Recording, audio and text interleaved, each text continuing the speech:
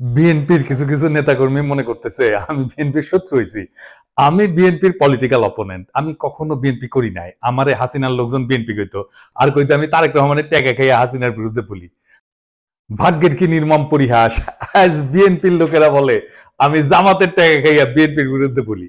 আপনাদের একটা সৎ পরামর্শ দিই ভাই, পলিটিক্যাল অপোনেন্টকে বুদ্ধিমত্তার সাথে ডিল করেন।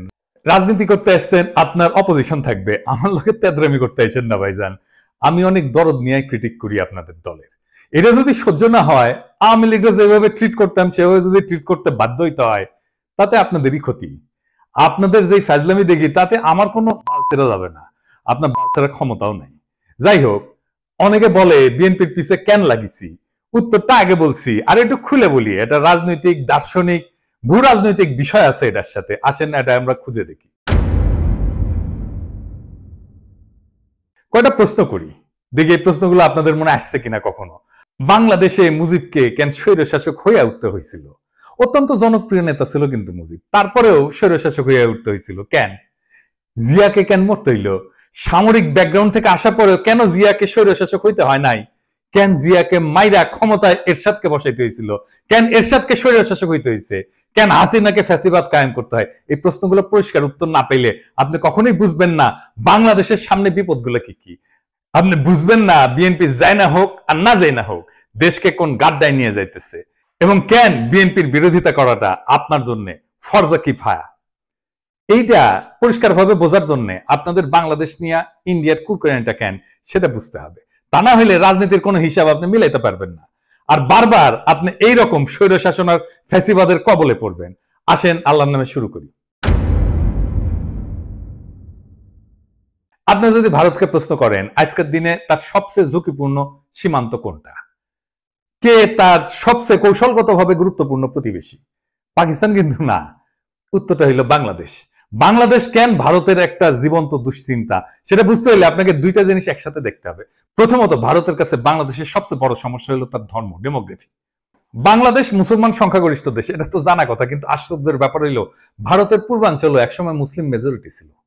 আসাম থেকে শুরু করে নাগাল্যান্ড পর্যন্ত পুরানো ক্যাবিনেট মিশন প্ল্যানে পূর্ব ভারত বরাবর মুসলিম সংখ্যাগরিষ্ঠ অঞ্চল হিসেবে বিবেচিত হয়েছিল। ক্যাবিনেট মিশন প্ল্যান কি?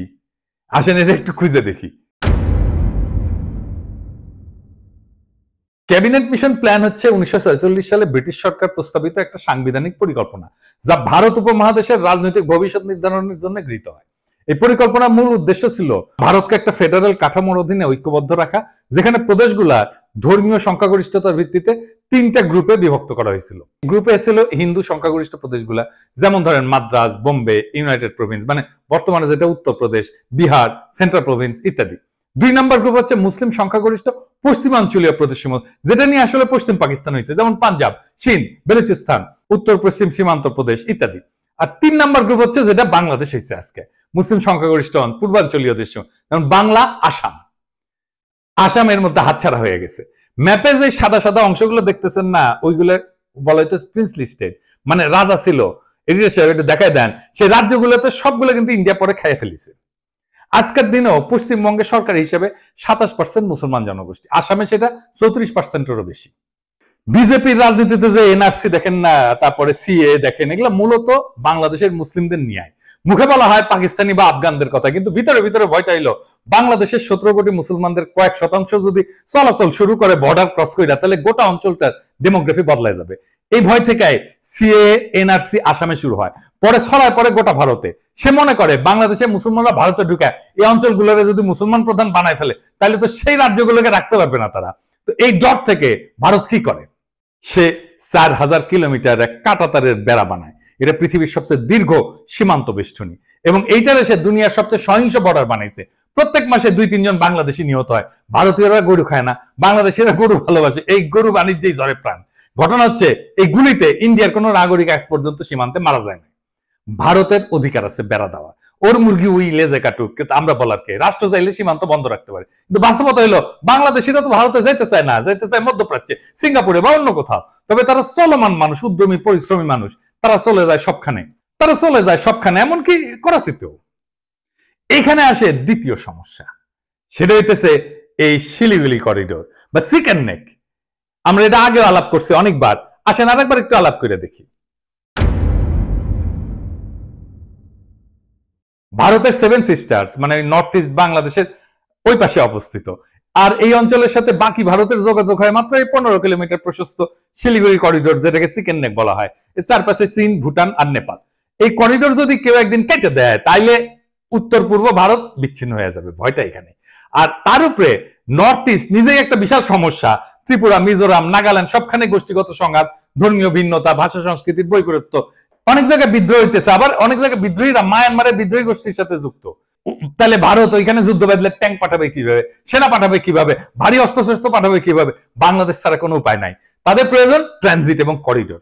চট্টগ্রাম বন্দরের মাধ্যমে ত্রিপুরায় প্রবেশ বা রেলপথে পূর্বাঞ্চলে যাওয়ার সুবিধা, এটাই ভারত দীর্ঘদিন ধরে চাইছে। কিন্তু ভাবেন একবার, আপনি একজন বাংলাদেশি, আপনাকে কাঁটাতারে ঘিরে রাখা হইলো, তারপরে বলা হইলো ভারতীয় ট্রাক যাবে আপনার দেশের একদিক থেকে আরেক দিকে, ভারী সরঞ্জাম যাবে। তিতাস নদীতে মাটি ফেলাম, নদীতে বাদ দিয়া রাস্তা বানায় ভারী সামরিক সরঞ্জাম পাঠাইছিল একবার, মনে আছে না? দেখেছেন কেমনে মাটি ফেলায় তিতাস মেরে ফেলাইছিল? এই রাস্তা বানানোই হয়েছিল ইন্ডিয়ার পণ্যবাহী ভারী ট্রাক নেওয়ার জন্য। তো এই যে সিস্টেম, এটাকে রাজনৈতিক ভাবে বিক্রি করা অসম্ভব, মানে বাংলাদেশের মানুষ তো মানবে না। তাই দরকার একটা গণবিরোধী ভারত বান্ধব সরকার, যারা এই চুক্তিগুলো চুপচাপ করে ফেলবে এবং জনগণ কিছু জানাবে না। এই হইলে পুরা কাহিনী। ভারত কেন বারবার বলে বাংলাদেশ আমাদের সবচেয়ে গুরুত্বপূর্ণ মিত্র? কারণ কৌশলগত দিক দিয়া বাংলাদেশ ছাড়া ভারতের নর্থ ইস্ট অচল। কিন্তু ধর্মীয় দৃষ্টিভঙ্গিতে ভারত মুসলমান পছন্দ করে না, তাই কাঁটাতারে বেড়া দিছে। আবার কাঁটাতার দিয়ে ঘিরে দিলে তার 7 সিস্টার্স অরক্ষিত হয়ে পড়ে। এই এক শাখের করা যাইতেও কাটে, আসতেও কাটে। তাই বাংলাদেশে ভারতের সবসময় এমন শাসক দরকার যে ভারতের অনুগত হবে এবং তাদের মতে বন্ধুভাবাপন্ন হবে। ভারতের প্রতি বন্ধুভাবাপন্ন হইলে বাংলাদেশের জনগণ হয়ে উঠবে সরকার বিরোধী, তাই তাকে হইতে হবে স্বৈরাচার। বাংলাদেশের 3টা ভারত বান্ধব সরকার ছিল, মুজিব, এরশাদ আর হাসিনা। 3টাই স্বৈরশাসক। জিয়া আর খালেদা জিয়া এই 2জন প্রবল ভারত বিরোধী ছিল জন্য তাদের স্বৈরশাসক হইতে হয় নাই। একজনকে মরতে হয়েছে, আর একজনকে বিষ প্রয়োগে হত্যার চেষ্টা করা হয়েছে। আমি প্রমাণ সহ এপিসোড করেছিলাম খালেদা জিয়াকে বিষ প্রয়োগ করা হইতেছে, দেখে নিয়েন যদি দেখে না থাকেন। তাইলে এই যে মির্জা ফখরুল যে বলে ভারত বন্ধু দেশ, এটা শুনেন কি বলে। ভারত আমাদের প্রতিবেশী, সবচেয়ে বড় প্রতিবেশী, আমাদের বন্ধু। আমাদের যুদ্ধের সময় 1971 যুদ্ধের সময় আমাদের সহযোগিতা করেছিল। আমরা ভারতের কাছে সবসময় প্রত্যাশা করি যে ভারত বাংলাদেশের মানুষের পাশে দাঁড়াবে। শুনেছেন তো? আর এই যে আমরা যে অভিযোগ করি যে বিএনপির সাথে ইন্ডিয়া সিস্টেম করেছে, এই সিস্টেম যদি করে থাকে তাইলে তো বিএনপি স্বৈরাচার হয়ে উঠবে। বাংলাদেশের স্বৈরাচার হয়ে ওঠার সব শাসক ধ্বংস হয়েছে। বিএনপির নেতা কর্মীদের বলতেছে, আপনারা কি চান বিএনপি ধ্বংস হয়ে যাক? আমরা রাতারাতি বিএনপির মতো একটা দল তৈরি করতে পারবো, তাইলে ক্ষতি কার হবে? বিএনপির হবে নাকি বাংলাদেশের হবে? আজকের এপিসোড দেখার পরেও যদি আমাদের বিএনপির শত্রু বলে মনে হয় তাহলে কিছু বলার নাই। নিজের ঘর নিজে মারতে চাইলে কেউ তারা ঠেকাইতে পারবে না।